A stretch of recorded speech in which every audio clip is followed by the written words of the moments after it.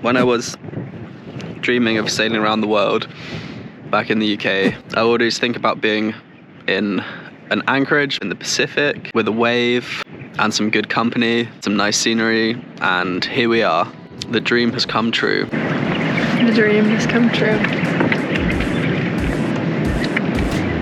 Welcome to another update from Elixir's voyage around the world. My name's Max and I'm almost halfway through this circumnavigation on board Elixir, a 1970s Swan 37. And you have joined us at a very exciting time as we've just arrived in the Vava'u group in Tonga. After discovering 3 French castaways stuck on a remote island, we picked them up and brought them here so that they could finally go home. We also stumbled upon this very perfect but very shallow left-hander breaking on a remote reef miles away from anything. The Vava'u group is considered one of the best cruising grounds in the South Pacific due to its almost fjord-like nature with lots of deep bays and channels and countless picturesque islands. Also on board I have Maddie, who is an absolute Cali bro and loves to surf. Within a few days we are back at another remote reef surfing another empty wave in paradise. Don't forget to like this video and subscribe to the channel if you haven't already. Join the Patreon for extra content and to have the opportunity to sail on board Elixir. The goal of this voyage is to share the sailing lifestyle with as many people as possible, and over 50 different crew have joined along the way. Ready about? Let's go.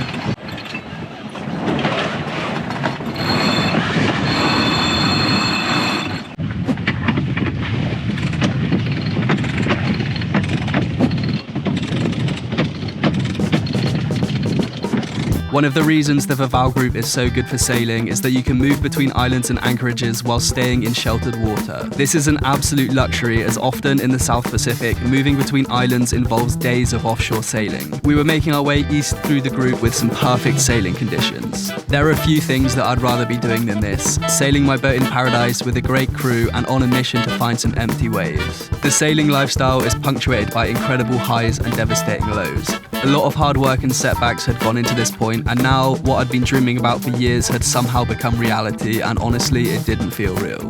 We just anchored at a spot called Secret Spot, and it looks like there's a sweet little left that we're gonna go investigate. Max already checked it out. He said it looked pretty good, so we're gonna bring the boards and the wetsuits and the sunscreen and do it. This spot we're at now is as far east as you can get in the Vava'u group. We're the only boat in Anchorage, which is always nice, and we've come here because over there is supposedly a surf spot. We're gonna check it out. The wind's gonna drop off for the next few days, so hopefully there'll be some decent waves. We're gonna get our boards and head over there now. The reef looks really cool. Another like super crystal clear water surf spot. Surfing has become a very popular sport, and it's rare to have a wave all to yourself, especially for days on end. This is one of the huge perks of sailing for me, and I love how you can bring your entire home to islands like this, drop the anchor and live completely off-grid in places that would simply be impossible to get to without a boat.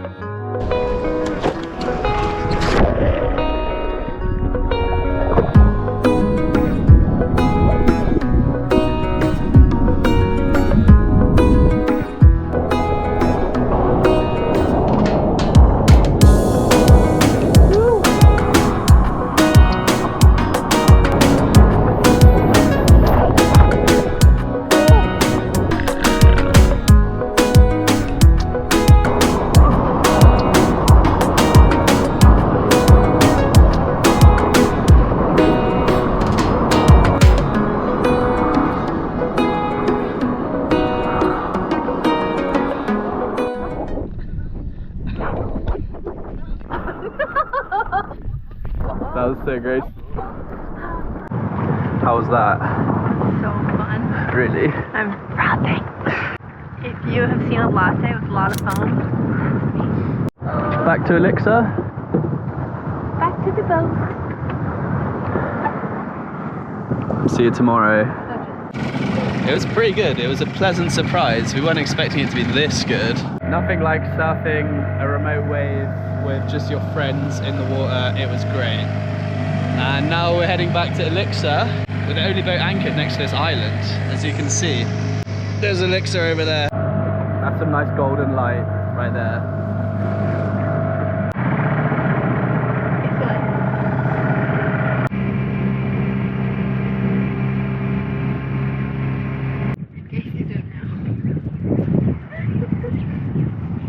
How does it feel to have your own island?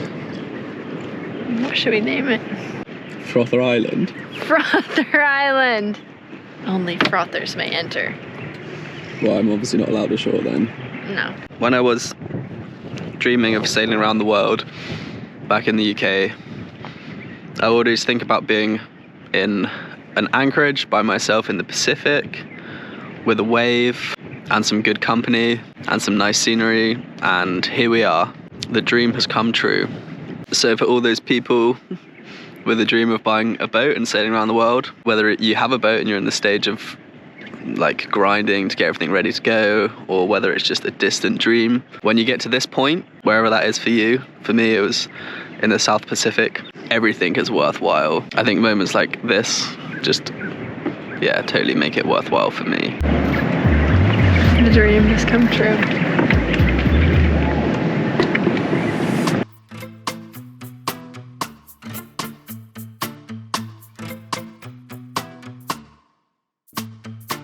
As you can see, it's super glassy this morning. We're gonna go give surfing another go. I'm gonna take my longboard this time, hopefully get some longboard waves. It looks fun over there. We can see it from the boat.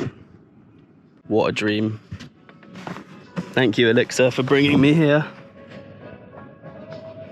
This is what I visualized. This is what I have been dreaming of, and more. That's beautiful. It really is. It's so crazy. Should I tell them what we did the other day? Yeah. When we did acid the other day, the biggest thing I realized was that life is in your dreams is just like you're on the boat about to jump in the water and you can just sit there and look at the water forever, or you just close your eyes and jump in. And that's what's happening. He's making fun of me. Oh, I think that's great what you said. I mean it. So just close your eyes and take the first step. And you don't have to know all the answers or how it's gonna work, but you just have to start stepping. Nice. Nicely said, dude, bruh. Listen, a butterfly's right there. That means it's true. That is, oh shit, there is a butterfly right there. Yeah, that's a and good this omen. anchorage. And there's remora fish Look at her. coming to eat the banana peel. They're like, whoa, it's too big.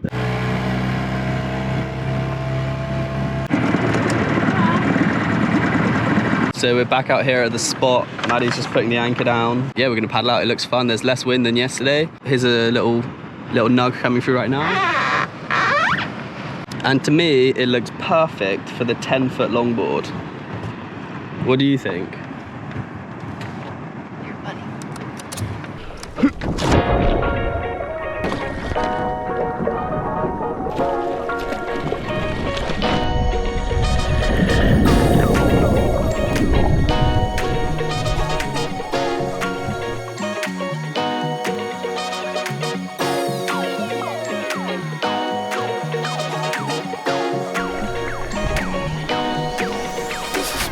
Still can't get over how clear the water is out on these reefs, especially in the middle of the day when the sun is shining straight down.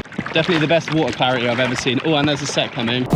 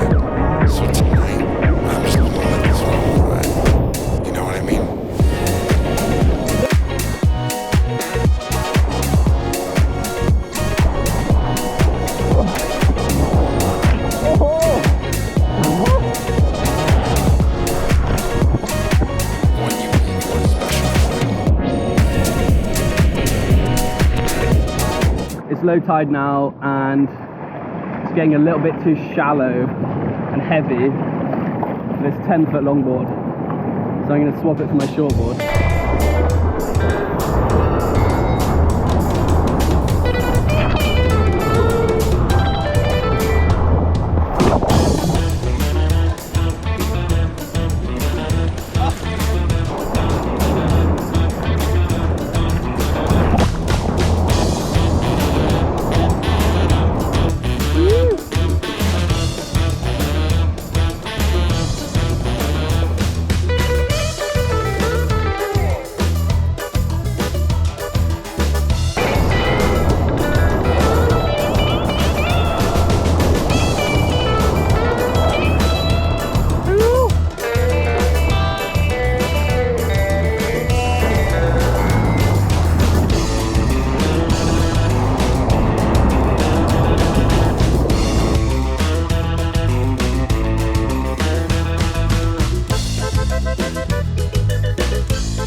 We came back to the boat for a little bit of lunch, and now we're gonna head back out, which is why I'm covered in Maddie's sunscreen. I keep on saying sun cream, but they call it sunscreen in the States. But yes, still a beautiful day.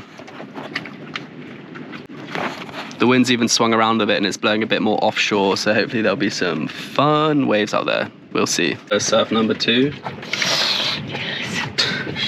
I'm very excited. I love surfing. What, do you know what's about to happen? What? I'm about to drop in on you and bite your board.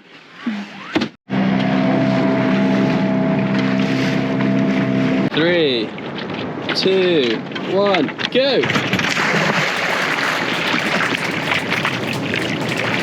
That was spectacular. Look at this set. It's always surreal when we arrive in places like this. You can see that over there we have Maddie just about to take off on a wave. Oh no, she didn't get it. But anyway, there's a fun left-hander there, and then there's Elixir. There's nobody else around for miles. Like, we haven't seen any other people all day, and we're just here. Tonga is beautiful. I mean, look at the water clarity. I cannot get enough of how clear the water is. There she goes. Bam. It's a higher tide now, so the waves looks a little bit more forgiving and not quite as shallow, but I still think I'm gonna go in on my shortboard this time. It looks like more shortboard friendly waves.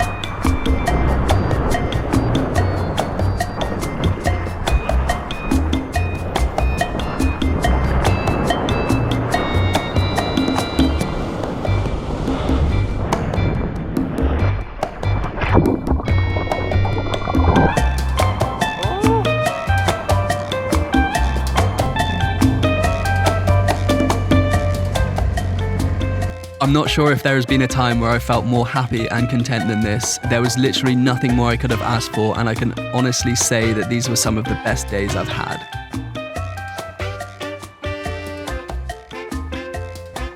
Doing some electrical work. I'm learning from Max, the magician electrician. We're fixing the pump for the salt water. So I'm learning some basic electrical work.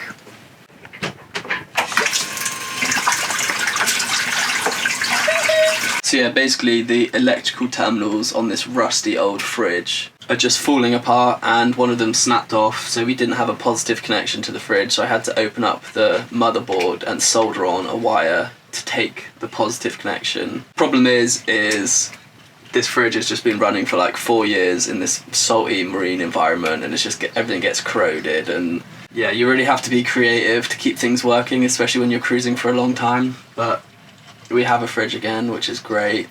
So our time at this empty island with the fun wave is over. We've been here for 2 nights, and now we're going to sail and pick up some new crew members from the town. The anchor winch is still broken, and it's Maddie's turn to pull up the anchor today. You feeling strong? Not after surfing forever, but I'm strong, man. Show us those guns.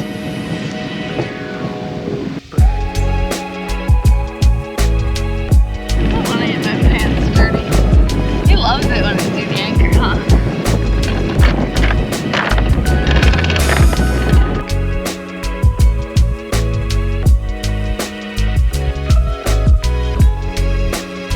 Because these islands are made up of a lot of strips of land, a lot of different patches of reef, sandbanks. There's a lot going on below the water, and none of this is marked, so the navigation can be pretty difficult. What we've been doing is we've been using Navionics, which is an app that we use like every day. It's great. It's got all the charts on, and they're pretty accurate. We also use the depth sounder, which is another thing that's really important. You can see there, that number, 19.8 is how deep it is. And then, just to make extra sure that we're not going to run into any unmarked, not very visible chunks of coral, someone stood on the foredeck, like Maddie is up there. When the sun's directly overhead shining down, it's quite easy to see patches of coral. In fact, the shallow patches are really obvious because they're a light colour, and then the dark patches are a deep colour, and then you can just see the coral because the water's so clear.